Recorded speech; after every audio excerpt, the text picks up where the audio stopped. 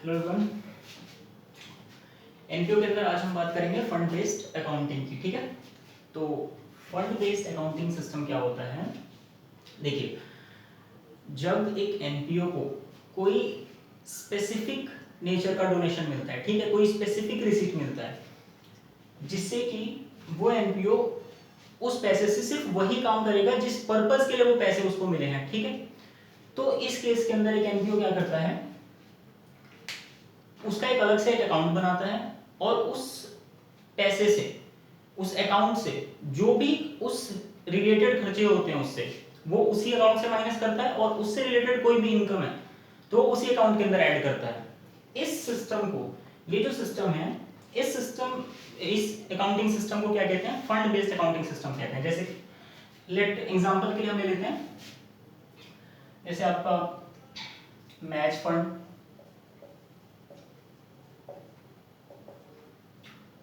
और let's say ऐसे कर लेते हैं बिल्डिंग फंड, प्राइज फंड, ठीक है, और स्पोर्ट्स फंड, पेविलियन फंड, बहुत सारे ले सकते हो। ठीक है, तो ये क्या होता है कि ये जो फंड्स हैं, जैसे मैच फंड है, अब मैच फंड का यूज सिर्फ मैच से रिलेटेड एक्सपेंसेस में हो सकता है। ठीक है, इसका कोई और दूसरा यूज नहीं कर सकता है एनपीओ। जैसे बिल्डिंग फंड है, तो बिल्डिंग फंड पे क्या करेंगे, बिल्डिंग फंड में जो पैसे हैं उस पैसे से सिर्फ बिल्डिंग से रिलेटेड खर्चे हो सकते हैं, उसके अलावा कोई दूसरा यूज नहीं कर सकते। ठीक है, तो इस केस के अंदर इनके अलग अलग डिफरेंट अकाउंट्स बना के, ठीक है, इनको डिफरेंट बैंक अकाउंट्स इनके नाम से खोला जाता है, एक एनपीओ करता है ये, और इससे रिलेटेड जो भी इनकम होती है वो इसी अकाउंट में ऐड होती है और इससे रिलेटेड कोई भी एक्सपेंस होता है वो इसी अकाउंट से माइनस होता है। तो इस सिस्टम ऑफ अकाउंटिंग को फंड बेस्ड अकाउंटिंग सिस्टम कहते हैं। ठीक है बच्चों, तो हमें क्या करना है, हमने सीखनी है इसकी अकाउंटिंग कैसे करते हैं। ठीक है, तो मैं एक एग्जांपल लेता हूं आप लोग के लिए, जैसे मैच फंड लेते हैं। चलो ठीक है, मान लो कि मैच फंड से रिलेटेड चीजें हैं, आपको एनपीओ के फाइनल अकाउंट्स में कैसे दिखाना है। देखो, एक होता है इनकम एंड एक्सपेंडिचर अकाउंट, ठीक है, आपको रिसीट्स एंड पेमेंट्स और एडिशनल इंफॉर्मेशन देके इनकम एंड एक्सपेंडिचर और बैलेंस शीट बनाने को आ सकता है। ठीक है, तो एक होता है इनकम एंड एक्सपेंडिचर अकाउंट, एक होता है बैलेंस शीट। बैलेंस शीट हम कौन सा ले रहे हैं, मैं यहाँ पर क्लोजिंग वाला ले रहा हूँ। ठीक है, ये चीज है। अब मैं मैच फंड का एग्जांपल बताता हूँ आप लोग को। मान लो किसी एनपीओ के पास मैच फंड में पहले से कुछ अमाउंट था, लेट्स से 1 लाख रुपीस, ठीक है, ओपनिंग बैलेंस, पिछले बैलेंस शीट के अंदर भी वो होगा। तो क्या करते हैं, किसी भी स्पेसिफिक फंड को हम बैलेंस शीट के लायबिलिटी साइड में दिखाते हैं। क्यों, क्योंकि वो जो फंड है उसका यूज एक एनपीओ सिर्फ उसी पर्पस के लिए कर सकता है, मतलब वो एक ऑब्लिगेशन है। ठीक है, उसके अलावा उसका कोई यूज नहीं हो सकता, इसलिए लायबिलिटी साइड पे दिखाते हैं। तो बैलेंस शीट के लायबिलिटी साइड पे मैच फंड, और मैच फंड में आपके पास ओपनिंग बैलेंस, जो भी ओपनिंग बैलेंस था आपने वो ओपनिंग बैलेंस लिखना है। मैं एक एग्जांपल ले रहा था, जैसे कि मैंने बोला 1 लाख, 1 लाख रुपए आपके पास मैच फंड का ओपनिंग बैलेंस है। अब इस फंड से रिलेटेड अगर कोई इनकम आती है तो वो इसी फंड के अंदर ऐड होगी, अगर कोई खर्चा होता है तो वो इसी फंड से माइनस होगा। ठीक है, जैसे मान लो donation for match fund, question के अंदर रिसीट एंड पेमेंट अकाउंट में रिसीट्स पे लिखा हुआ है कि आपको डोनेशन मिला, किस लिए, मैच फंड के लिए, स्पेसिफिक डोनेशन। तो अगर कोई डोनेशंस मिलती हैं इसके लिए तो वो कहाँ ऐड होंगी, इसी मैच फंड के अंदर ऐड होंगी, डोनेशंस फॉर मैच फंड। ठीक है, मान लेते हैं आपको 20,000 रुपये डोनेशन मिला तो इसी फंड के अंदर ऐड कर दो। उसके अलावा आपने मैच की टिकट्स सेल करी, उससे भी आपको इनकम आई। ठीक है, प्रोसीड्स फ्रॉम टिकट, तो वो भी इस मैच से रिलेटेड है तो वो भी इनकम यही ऐड होगी, proceeds from sale of tickets, match tickets. मान लो 10,000 रुपए की टिकट्स बिक गई, ठीक है, तो 10,000 रुपीज भी यही ऐड होगा। उसके अलावा अगर, तो ये कितना हो गया अभी तक, 1,30,000। इससे रिलेटेड कोई खर्चा हो जाता है, ठीक है, खर्चे क्या होंगे, एक और चीज बता दूं, अगर आपने कोई इन्वेस्टमेंट कर रखी है, मैच फंड इन्वेस्टमेंट, तो इन्वेस्टमेंट आपकी एसेट होती है, ठीक है, मैच फंड इन्वेस्टमेंट। अगर कोई इन्वेस्टमेंट है तो वो एसेट साइड पे, मान लो कि आपने 50,000 की इन्वेस्टमेंट कर रखी है, ठीक है, एसेट साइड ही है। और इसका मैच फंड इन्वेस्टमेंट। अब इस फंड से रिलेटेड अगर कोई खर्चा हो जाता है तो उस खर्चे को हम क्या करेंगे, वो इसी फंड में से माइनस होना है। वो खर्चा इनकम एंड एक्सपेंडिचर अकाउंट में नहीं जाएगा। जब तक आपके पास फंड अवेलेबल है तो इतना खर्चा तो आप यहां से ही कर सकते हो, ठीक है, यहां से सब्सट्रैक्ट हो सकते हैं वो। तो अगर कोई मैच एक्सपेंसेस हुए, लेस आपको करना है मैच एक्सपेंसेस। अब मान लो मैच एक्सपेंसेस अगर 1 लाख के हो गए तो ये तो यहां से माइनस हो सकता है, ठीक है, तो यहां क्या बच जाएगा 30,000। लेकिन 1,30,000 भी हो जाए, 1,30,000 से कम खर्चा हो जाए तो हम यहां से माइनस कर लेंगे, ठीक है। अगर जितना ही क्वेश्चन होता तो हम इसको छोड़ देते, ये क्या है, ये एक एक्सट्रैक्ट है, हम इसको क्लोज नहीं कर रहे, बैलेंस शीट का एक एक्सट्रैक्ट है, ठीक है। लेकिन इन केस अगर खर्चा ज्यादा हो जाए, आपके पास अवेलेबल है 1,30,000, 1,30,000 रुपए आपके पास अवेलेबल है, लेकिन अगर खर्चा 1,30,000 से ज्यादा आ जाए, अगर 1,30,000 भी आ जाए ना तो यहाँ 1,30,000 माइनस करके यहाँ नील बैलेंस आ जाएगा, जीरो। लेकिन इन केस अगर 1,30,000 से ज्यादा आ गया, मान लो 1,50,000 का खर्चा आ गया, 1,50,000 का खर्चा आ गया, तो यहाँ पे क्या करोगे, आपके पास इतना फंड तो अवेलेबल नहीं है, आपके पास 1,30,000 रुपए थे, लेकिन खर्चे कितने हो गए 1,50,000 रुपए। तो जितना यहाँ पर अवेलेबल है आप सिर्फ उतना ही सब्ट्रैक्ट कर सकते हो, ठीक है, उससे ज्यादा खर्चा आप नहीं कर सकते सब्ट्रैक्ट। तो 1,30 अवेलेबल है, आपका खर्चा 1,50 है, कोई बात नहीं, 1,50 में से 1,30 तो यहाँ से माइनस हो सकते हैं, तो 1,30 माइनस करके यहाँ कर दो नील। अभी कितना खर्चा रहेगा 20,000 रुपए। 20,000 रुपए का जो एक्स्ट्रा खर्चा है वो इनकम एंड एक्सपेंडिचर में एक्सपेंस साइड दिखा दो, टू मैच एक्सपेंसेस। कितना रह गया था 1,50,000 का टोटल खर्चा है, उसमें से 1,30,000 का हमारे पास फंड अवेलेबल था, तो वो तो वहां से माइनस हो गया, तो कितना बचा 20,000 रुपए। तो आपने 20,000 रुपए का खर्चा इनकम एंड एक्सपेंडिचर अकाउंट में ट्रांसफर कर देना है, ठीक है।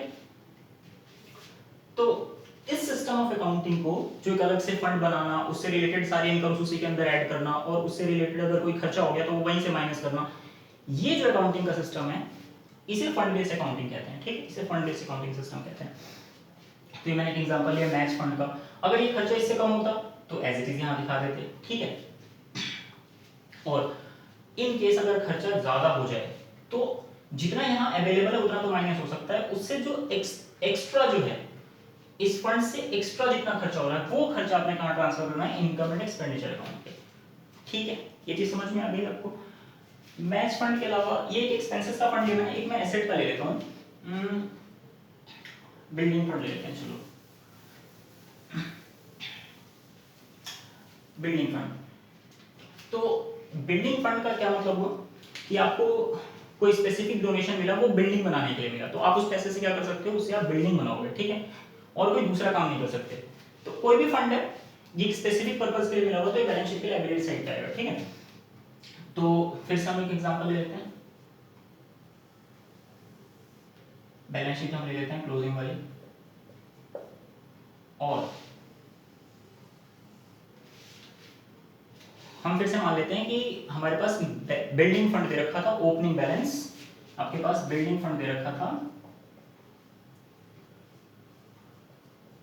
10 लाख रुपए,